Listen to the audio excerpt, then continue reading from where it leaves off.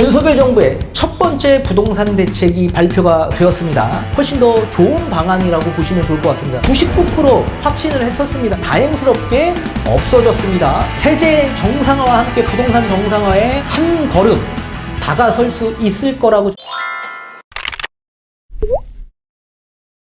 네, 안녕하세요. 반갑습니다. 이경민의 부동산 하이킥의 이경민입니다. 자, 윤석열 정부의 첫 번째 부동산 대책이 발표가 되었습니다. 임대차 시장에 안정 방안 대책이 담겨져 있었고요. 또 부동산 시장 정상화에 따른 세제 정상화, 여러분들의 세금적인 완화책도 함께 담겨져 있다고 보시면 좋을 것 같습니다. 또 여기에 어저께 제가 영상에서 말씀드렸던 이 대출 규제 개선에 따른 여러 가지 이 대책, 방안 대책도 함께 담겨져 있다고 보시면 좋을 것 같습니다. 제가 저번 주 내내 앞으로 윤석열 정부의 부동산 정책 방향성과 함께 앞으로 대책에 담겨져 있을 내용들을 유추해가면서 좀 강의를 해드린 적이 있었죠. 제가 말씀드린 내용들이 대다수가 다 담겨져 있었다라고 보시면 좋을 것 같습니다. 자, 당연히 임대차 시장을 안정화시키려면 임대차를 공급을 좀 더 확대해야 되고 활성화시켜줘야 되겠죠. 그러려면 임대인의 여러 가지 인센티브, 세제 혜택들을 다 부여해줘야 된다라고 말씀을 드렸습니다. 자, 특히나 등록 임대주택을 활성화해줘야 된다. 그래야지만 임대차 공급이 좀 더 늘어날 수 있다라고 말씀을 드렸었죠. 자, 거기에 따른 등록 임대주택에 따른 활성화 대책이 나올 거다. 자, 그러려면 매입 임대주택과 건설 임대주택이 있는데 매입 임대주택은 민주당의 합치가 필요한 부분이기 때문에 이거는 장기적 플랜이 필요한 부분이다. 따라서 단기적으로 나오려면 반드시 건설 임대주택에 따른 세제 혜택을 좀 더 완화해 줘야 될 거다. 그렇게 말씀을 드렸죠. 그 내용이 담겨져 있었고요. 또 일반적인 임대인의 인센티브를 좀 부여해 줘야 된다. 그래서 상생 임대인 주택에 따른 여러 가지 제도도 제가 말씀을 드린 적이 있습니다. 그런데 더 감사하게도 저는 1년 거주 요건 충족이라고 생각을 했는데 이게 2년으로 더 확대해 줬다.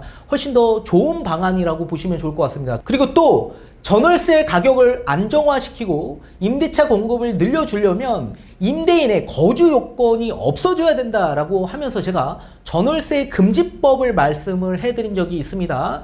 민간택지나 공공택지에 분양가 상한제 적용되는 아파트들 거주를 해야 되죠. 이거 삭제해줘야 된다라고 얘기했는데 그 내용도 함께 담겨져 있었고요. 또 가장 중요한 일식 2주택자 주택담보대출을 받을 경우에는 이제는 6개월 이내 처분하고 전입해야 되는 요건이 필요하죠. 자, 이 조건 전부 다 없어질 거다라고 제가 말씀을 드렸습니다. 저는 99% 확신을 했었습니다. 그죠? 자, 반드시 이 전입과 처분 요건이 없어질 수밖에 없다라고 했는데 다행스럽게 없어졌습니다. 자, 뒤에 가서 어떤 내용들이 담겨져 있는지 자세히 풀어드리도록 하겠습니다. 자, 임대차 시장 안정 방안 대책의 첫 번째입니다. 상생 임대주택에 따른 양도세 특례 확대를 좀 더 개편하겠다라고 얘기하고 있습니다. 자, 지금 현행 소득세법 시행령 155조 3에 따라서 상생 임대인 1세대 1주택 양도세 비과세 이 거주요건 특례 요건이 있습니다. 자, 쉽게 예를 들면 이 상생 임대인이라는 분들이 있습니다. 이거는 계약갱신이 만료되고 다시 신규 계약할 분들을 상생 임대인이라고 지칭을 할 수 있습니다. 이런 분들은 2년 이상 임대한 주택에 대해서만 1세대 1주택 양도세 비과세 2년 거주 요건 중 1년만 인정을 하겠다라는 얘기인데 그 조건은 5% 상한을 지킬 경우 이렇게 거주 요건 중에 1년만 인정하겠다라는 얘기입니다. 자, 그런데 이게 처음에 법이 신설됐을 때 1세대 1주택자 가운데서 임대를 주고 있는 분들도 많지도 않을 뿐더러 2년 거주 요건 중에 1년만 인정하면 무슨 혜택이 있는 거냐. 이렇게 상생 임대인으로 할 분들이 거의 없을 거다라고 제가 말씀을 드렸었죠. 따라서 무조건 이게 2년 정도 거주 요건을 충족해 주지 않는다면 상생 임대인으로 5% 상한 지키지 않을 거다. 그렇게 제가 말씀을 드린 적이 있었는데 다행스럽게도 상생 임대주택에 따른 요건이 완화되고 혜택이 확대되면서 적용기한을 연장시켜 주겠다라고 얘기하고 있습니다. 자, 어떤 내용이 있는지 한번 보도록 하겠습니다. 자, 현행 기준에서 상생 임대인에 대한 개념, 앞전에 얘기해 드린 것처럼 직전계약 대비 임대료 5% 이내를 지켜야 되는데, 계약갱신이 만료되고 신규 계약을 체결해야 될 임대인에게 해당되는 개념입니다. 그런 분들은 현행 기준 임대 개시 시점에 1세대 1주택자여야 되고 기준시가 9억 원 이하 주택만 해당이 됩니다. 그런 분들에게는 2021년 12월 20일부터 2022년 12월 31일까지 계약한 분에게만 해당이 되는 내용이다.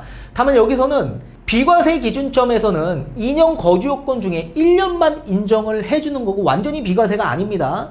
그리고 장특공제는 2년을 채우지 않았기 때문에 당연히 없는 거죠. 자, 그렇지만 개선되는 부분에 있어서는 엄청나게 확대를 했다. 자, 상생 임대인의 개념은 똑같습니다. 계약갱신 만료되고 신규 계약할 임대인 분들에게 적용되는 내용인데, 기존에는 1세대 1주택 9억 원 이하 주택만 해당이 됐었는데 이게 폐지가 되고 임대 개시 시점에 다주택자한테도 혜택을 부여하겠다라고 얘기하고 있습니다.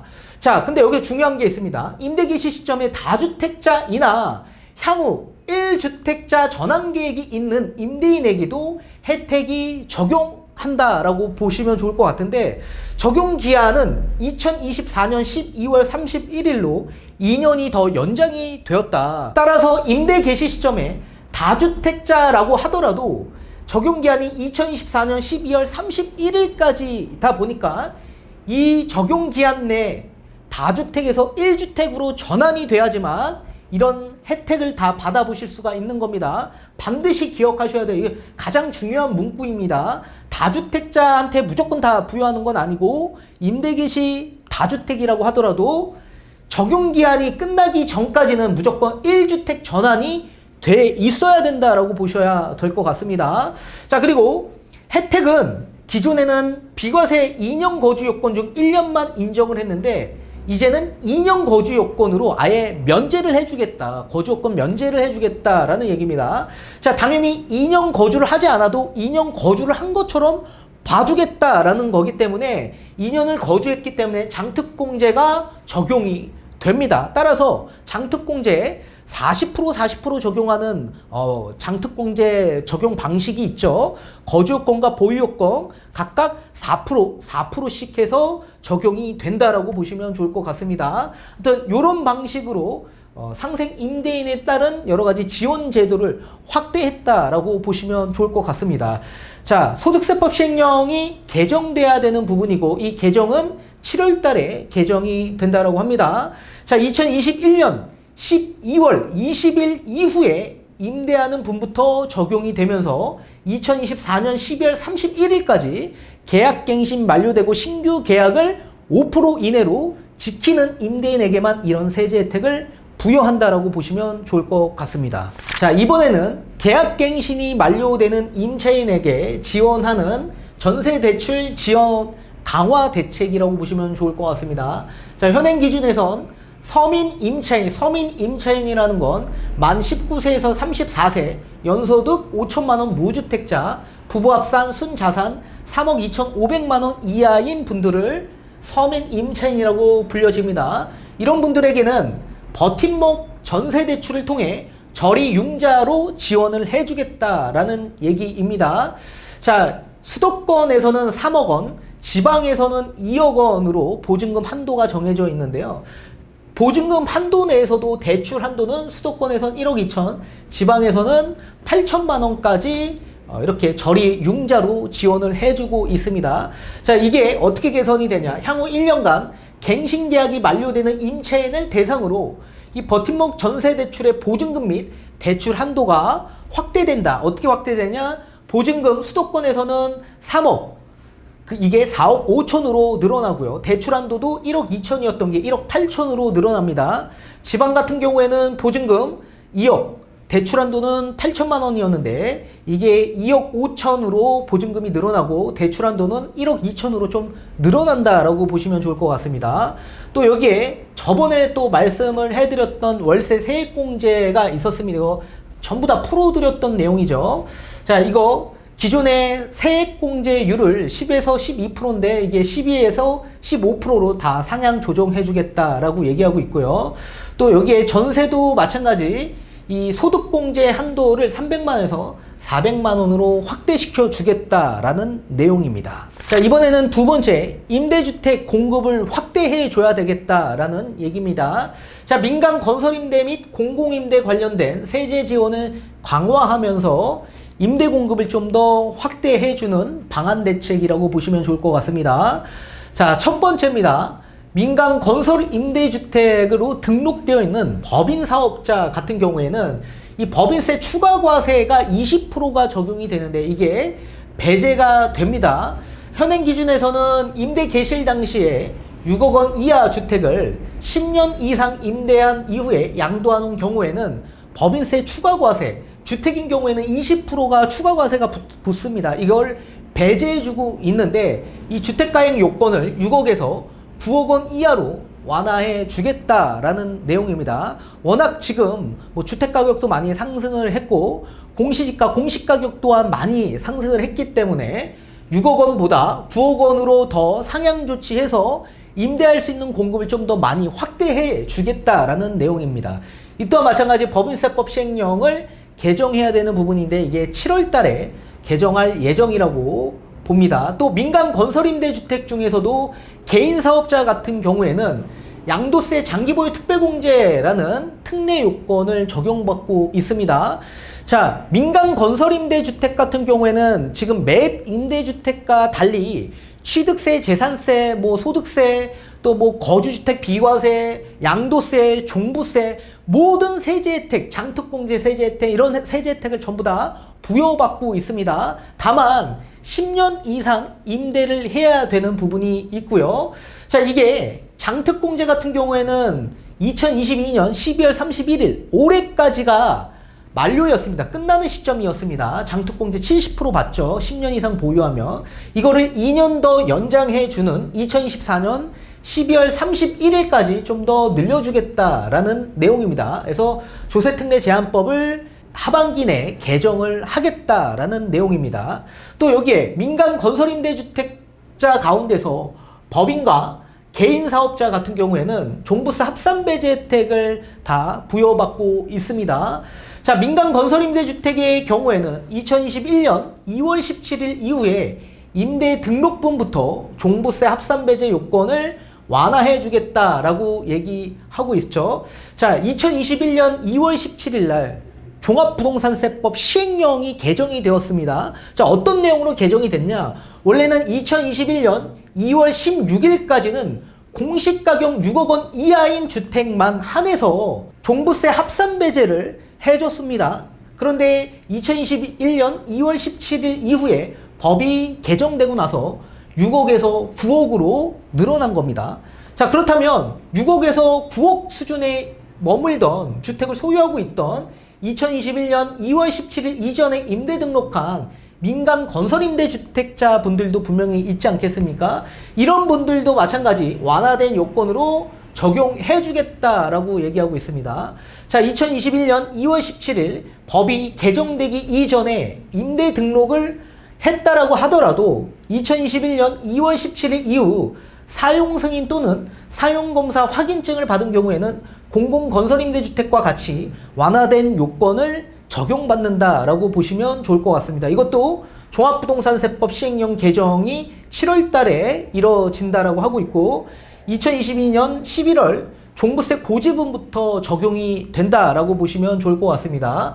자, 따라서 개인이건 법인이건 민간 건설임대주택자에게는 이런 종부세 혜택도 좀 어느 정도 기존에 있었던 분들도 세제 혜택을 좀 부여받게끔 도와줘서 임차 공급을 좀 더 확대하겠다라는 내용이라고 보시면 좋을 것 같습니다. 또 여기에 공공 매입 임대 건설 목적으로 토지를 양도한 분들 있죠. 이런 분들은 현행 2022년 12월 31일까지 토지를 양도할 경우에는 양도세 10%가 감면이 되고요. 법인세 추가과세 20%가 배제가 됩니다. 이 기한도 2년을 더 연장해 주겠다라는 얘기입니다. 이것도 조세특례 제한법을 하반기 내에 개정하고 법인세법 시행령을 7월 달에 개정한다라고 얘기하고 있습니다. 또 여기에 건축허가 미분양주택 종부세 부담을 좀 완화해 주겠다라고 얘기하고 있습니다. 자, 현행 미분양주택에 대해서는 5년간 종부세 합산배제를 해주고 있습니다. 다만 조건이 필요합니다. 자, 30세대가 넘어갈 경우에는 이제 무조건 사업계획 승인을 받아야 되죠. 이럴 경우에는 거주 여부를 불문하고 무조건 5년 종합부동산세 합산배제를 해주고 있습니다. 그렇지만 30세대가 넘어가지 않는 주택 같은 경우에는 1년 이상 거주한 주택은 합산배제 대상에서 제외가 된다. 자, 쉽게 예를 들면 30세대 미만이면 거의 대다수가 다세대 연립주택을 공사하시는 분들이 굉장히 많겠죠. 자, 그런 분들이 만약에 미분양이 날 경우에는 1년 이상 거주한 주택은 합산배제를 받을 수가 없습니다. 그러면 1년 미만이거나 거주를 하면 안 돼야 이 종부세 합산배제를 받을 수 있는 거죠. 이게 어떻게 되냐? 거주 여부를 불문하고 세제 혜택 그냥 똑같이 부여해 주겠다. 따라서 민간 건축업자분들, 우리 다세대 연립주택 신축으로 집을 지어서 건축하시는 분들, 그런 분들이 향후에 준공 이후 만약에 미분양이 계속적으로 적체가 되면 5년간 종부세 합산배제를 계속적으로 받아보실 수가 있다라는 얘기입니다. 이런 분들도 마찬가지 종합부동산세법 시행규칙을 개정해야 되고 또 2022년 11월 올해까지 종부세 고지분부터 적용을 해주겠다라고 얘기하고 있습니다. 또 공공분야 신축 매입 약정을 좀 더 활성화시키겠다라고 얘기하고 있습니다. 자, 현행 LH 등 공공이 민간에서 건축 예정, 건축 중인 주택을 사전에 매입 약정에서 분양 리스크를 완화하는 신축 매입 약정을 현행 시행 중에 있습니다. 그러니까 LH가 지금 뭐 이렇게 다세대 연립주택 집을 짓고 분양이 안 될 거라고 생각하시는 건축업자나 아니면 미분양이 나거나 뭐 이런 경우에는 그냥 분양 리스크를 좀 완화하기 위해서 신축을 그냥 매입해서 임차 공급을 하고 있습니다. 지금 현행. 자, 이럴 경우 이런 매입 약정, 자, LH가 이렇게 주택을 좀 매입을 많이 해야지만 임차 공급을 많이 확대시킬 수 있죠. 그렇기 위해서는 매입 약정을 활성화해야 된다. 자, 이렇게 활성화하려면 뭔가 신축주택에 따른 여러 가지 세제 혜택들이 완화돼야 되죠. 그러려면 현행 용적률의 거의 1.2배 정도로 추가 허용을 시켜주겠다. 그러면 층수를 좀 더 높게 올릴 수 있어서 수익이 조금 예전보다는 좀 더 많이 날 수 있는 구조가 될 겁니다. 그렇게 국토계획법 시행령을 개정하겠다라는 얘기입니다. 자, 그리고 세 번째입니다. 굉장히 중요한 얘기죠. 임대매물 유통 물량을 좀 더 확대하기 위해서 실거주 의무를 개선하겠다라는 얘기입니다. 자, 첫 번째, 규제지역 내에 주택담보대출 처분하고 전입해야 되는 요건이 있었습니다.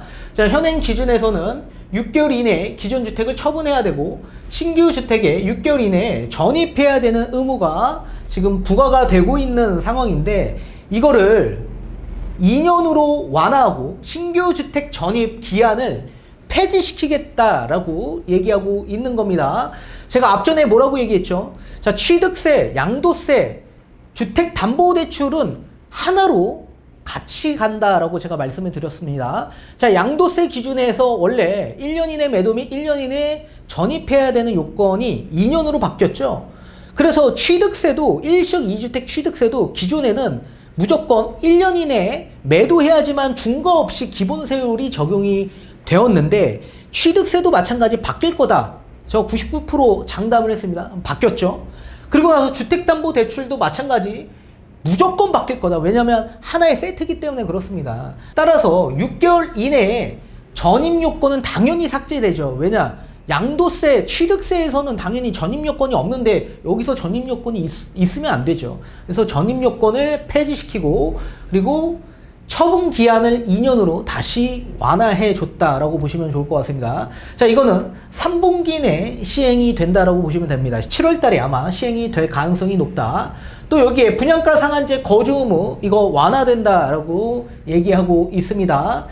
자, 현행 분양가 상한제 적용 주택의 수분양자는 시세 대비 분양가에 따라 해당 주택의 최초 입주 가능일로부터 최대 5년간 실거주를 해야 된다라고 하는데, 자, 이게 어떻게 완화되냐. 기존의 공공택지에서는 거주 의무 기간이 분양가 시세 대비해서 5년 또는 3년을 거주해야 됩니다. 그러니까 입주하는 시점부터 무조건 3년 또는 5년을 거주해야 된다. 민간 택지도 마찬가지 2년 또는 3년을 거주해야 된다. 근데 바로 입주 가능일 즉시가 아닌 해당 주택의 양도 또는 상속 또는 증여 이전까지만 실거주 기간을 준수하도록 개선을 하겠다라는 얘기입니다. 그러니까 바로 입주를 하지 않아도 된다. 양도나 상속 증여하기 전까지만 이 기간을 채우면 된다라는 얘기입니다. 이것도 마찬가지 주택법 개정이 필요한 부분이기 때문에 하반기 내에 개정이 될 것 같고 23년 상반기에 시행이 될 예정에 있다라고 보시면 좋을 것 같습니다. 자, 또 여기에 청년과 신혼부부 같은 경우에 매입 임대주택 같은 경우에는 LH가 매입해서 이렇게 임대로 공급하는 매입 임대주택 전세형을 좀 공급해 주겠다라고 얘기하고 있습니다. 자, 청년과 신혼부부 대상 매입 임대주택은 현재 보증부 월세 형태로만 공급 중에 있습니다. 근데 이거를 입주자가 원하는 경우에는 임대료의 최대 80%를 보증금으로 납부하여 월 임대료를 최소화할 수 있도록 전세형으로 좀 공급하겠다라고 얘기하고 있고 3분기 입주자 모집분부터 공급을 추진하겠다라는 내용입니다. 또 최초 전세대출 기준 비고가주택 보유자에 대한 전세대출 보증 연장을 허용하겠다라고 얘기하고 있습니다. 이게 무슨 얘기냐? 자, 고가주택이라는 건 시가 9억이 초과되는 주택을 고가주택이라고 합니다. 고가 1주택을 보유하는 보유자는 전세대출 보증 이용이 제한이 되고 있습니다. 자, 쉽게 예를 들면 전세를 거주하면서 본인이 대출받아 전세를 거주하면서 고가 1주택을 보유하고 있는 분들이 있을 수 있겠죠. 이런 분들은 전세대출 보증이 제한됩니다.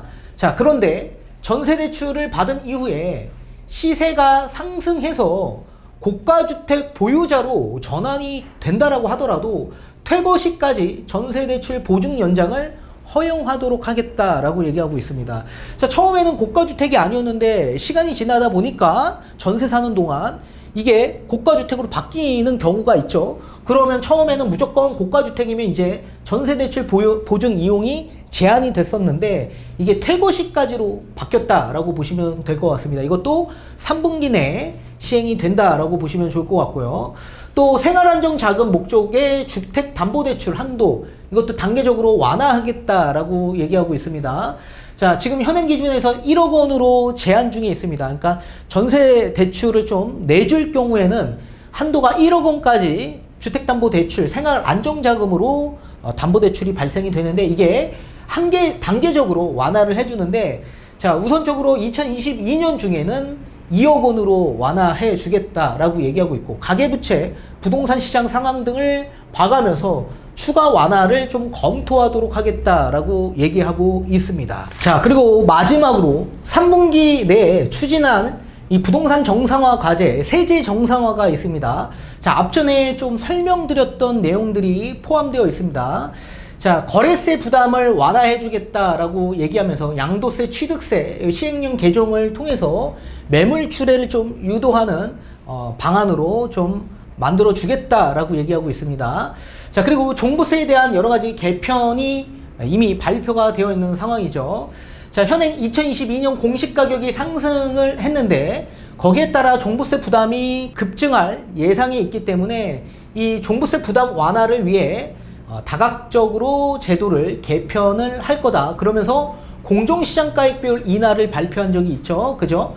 자, 100%를 60%로 내려주겠다. 그리고 2022년 한시적으로 1세대 1주택자에게는 특별공제 3억이 더 추가돼서 지금 현행 11억까지 과세 기준점인데 14억으로 늘려주겠다라고 얘기하고 있고, 고령자, 장기 보유자에게는 종부세 납부 유예 제도를 시행하겠다라고 얘기하고 있습니다. 또 일시적 2주택자, 상속주택 2주택자, 지방 저가주택 2주택자 같은 경우에는 그냥 1주택으로 판정을 하고 주택세에서 제외해 주겠다라고 얘기하고 있죠. 자, 일시적 2주택자 같은 경우에는 이사 등으로 신규 주택 취득 이후에 2년 이내 종전주택을 양도하는 경우 이렇게 주택세에서 제외시키겠다라고 얘기하고 있고요. 상속주택 같은 경우에는 저가주택 소액 지분자는 기간 제한 없이 주택세에서 제외해 주겠다라고 얘기하고 있습니다. 자, 저가주택이라는 거는 공시가격 수도권은 6억 원 이하, 비수도권은 3억 원 이하를 뜻하는 거고요. 소액 지분은 지분율이 40% 이하로 지분을 가지고 있는 분을 소액 지분자라고 합니다. 이런 분들은 기간에 제한 없이 주택세에서 제외하겠다. 우리 소득세법 시행령에 따르면 보통 상속주택, 일시적 2주택 비과세 요건 같은 경우에는 5년 이내에 상속주택이 아니라 일반 주택을 매도할 경우 비과세를 받죠. 그렇게 기한이 있습니다. 그런데 저가주택이나 소액지분은 기간 제한 없이 주택세에서 그냥 계속 빠지게 해주겠다, 제외해주겠다라고 얘기하고 있습니다. 자, 주택세에서 제외해준다라고 해서 주택세에서 이게 배제되는 게 아닙니다. 공시가격에서는 합산이 되되 1주택 세율로 적용이 되는 거고 1주택자의 11억 공제를 받는 겁니다. 그리고 또 장기보유 공제와 이 고령자 공제 최대 80%까지의 세제 혜택을 다 받아볼 수 있는 거죠. 자, 그렇지만 이게 해당되지 않는 기타 같은 경우에는 5년간만 주택세에서 제외시켜 주겠다라고 얘기하고 있습니다. 또 지방 저가주택 같은 경우에는 1세대 2주택자의 공시가격 3억 원 이하 주택이어야 되고 소재지는 수도권 특별시는 읍면지역, 그리고 광역시는 군지역, 그 이외의 지방 지역들을 뜻하는 겁니다.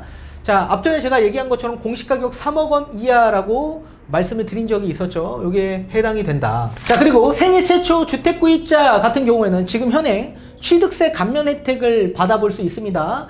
연소득 7천만 원 이하 부부 합산, 자가 수도권 4억, 비수도권 3억 원 이하 주택 같은 경우에는 생애 최초자가 구입할 경우에 주택가격 1억 5천까지는 100% 감면을 해주지만 1억 5천에서 4억 원까지는 50%만 감면을 해준다.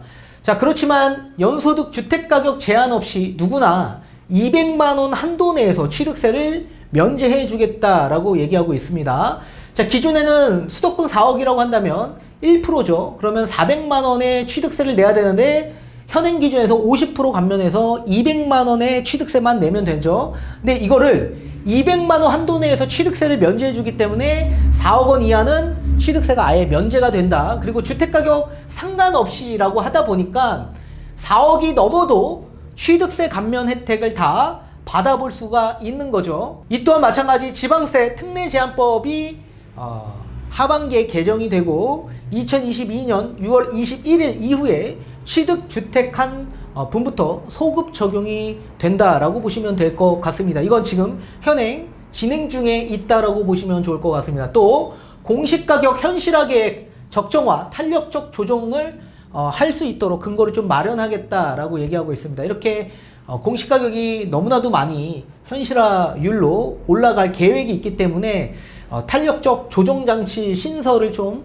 검토하겠다라고 얘기하고 있습니다. 그리고 나머지는 이제 금융에 대한 얘기인데 이거는 제가 어제 다뤄드렸던 내용이 담겨져 있다라고 보시면 좋을 것 같습니다. 아무튼 이렇게 윤석열 정부의 부동산 첫 정책이 발표가 되면서 여러 가지 세제 정상화와 함께 부동산 정상화에 한 걸음 다가설 수 있을 거라고 저는 생각을 하고 있습니다. 앞으로 여러분들 이 부동산 정책에 따라 여러 세제 전략들을 잘 하나하나 세워나가면서 전략을 잘 구상하셔야 될 것으로 보여집니다.